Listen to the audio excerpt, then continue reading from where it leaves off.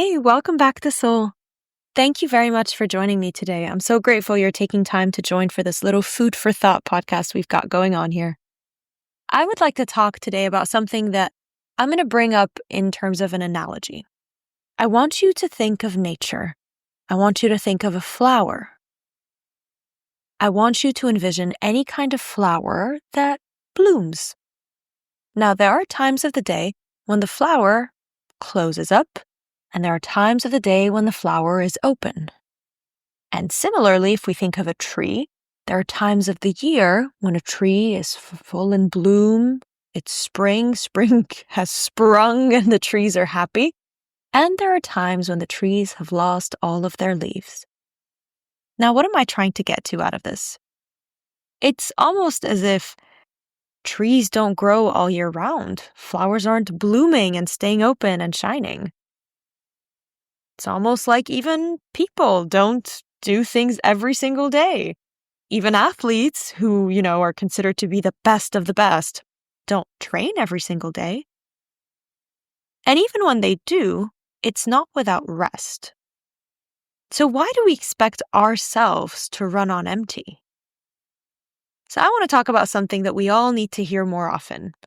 Resting is not wasting time. In our world, we've recently glorified, well, I say recently, this is from the Ford days, right? But we really glorify the hustle and bustle, being busy, and it's really easy to feel guilty when we slow down. I work a 9 to 5, but I also make it a point to work a 9 to 5. And it's not like I clock in exactly at 9 and I finish at 5, but also when I find myself getting tired around 5, if I'm done with work, I'm going to leave. We convince ourselves that if we're not constantly working, improving, being productive, doing absolutely anything, we're falling behind. But the truth is, rest is not a pause from progress. It's a part of it. And rest is not just about sleep. It's about giving your mind and body, and for the sake of this podcast, your soul, the space to breathe. That can mean taking a break from work. Sometimes when I get overwhelmed at the office, I'll take a break, I'll put myself on a way, maybe put some music in, call my mom, call someone, go for a walk, head to Tesco, grab some chocolate, maybe go with a friend. Cool. Sometimes it could be setting down your phone. If you're watching something or if you're not doing anything and you find yourself to be bored, but also that you're very much in your head about things, we tend to reach for our phones. But sometimes setting it down is what's actually going to give our minds a breather. And sometimes it's just allowing yourself to do nothing without feeling guilty. I'm talking to you people pleasers especially, and those of us who need to learn how to set boundaries. Now, think about a time when you push through exhaustion to finish the task, only to find that it takes twice as long and turns out half as good. Now, compare that to the times when you actually stepped away, took a break, and returned with fresh energy. Productivity isn't about how much you do, it's about how well you do it. And that means honoring rest as an essential part of that process. So here's the long story short of all of this. It's the circle of life, it's the cycle of nature, it's the same for us. Rest is not a luxury.